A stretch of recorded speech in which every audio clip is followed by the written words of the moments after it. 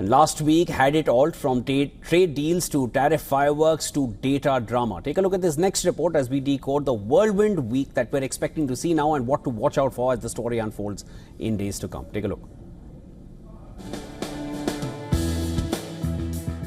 The biggest takeaway from last week's events was the August 1st tariffs deadline. Despite the various announcements on tariffs, not much has tangibly changed. Not so far anyway. Tariffs have risen significantly under Trump 2.0. Take the EU deal, for example.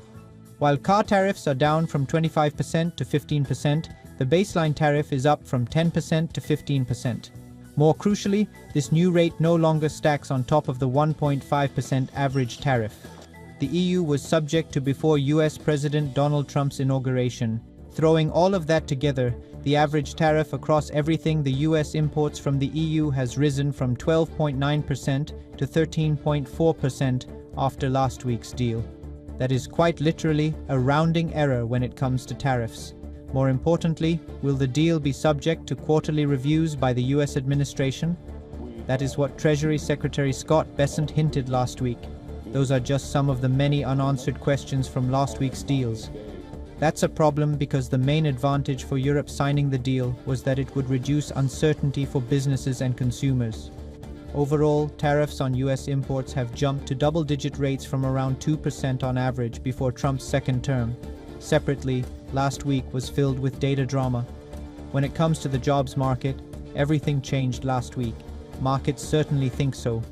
Investors are now pricing a 93% chance of a September rate cut from the Federal Reserve following a surprisingly weak jobs report. That is up from 44% just hours before the biggest data revision since 2020. The jobs data appears to pull the rug from under Fed chair Jerome Powell's assertion that the labor market hasn't weakened over recent months.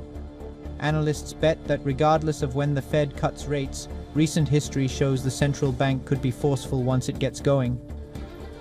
Tariffs are now starting to show up in US inflation. But the latest jobs bombshell certainly questions whether the Fed has the luxury of time to focus on what is expected to be a hot summer of US inflation figures. After July's shock jobs report, the focus will be on whether individual Fed officials are becoming more favorable towards a September rate cut. Michelle Bowman and Christopher Waller have already both voted for a rate cut. They are visibly concerned about the jobs data.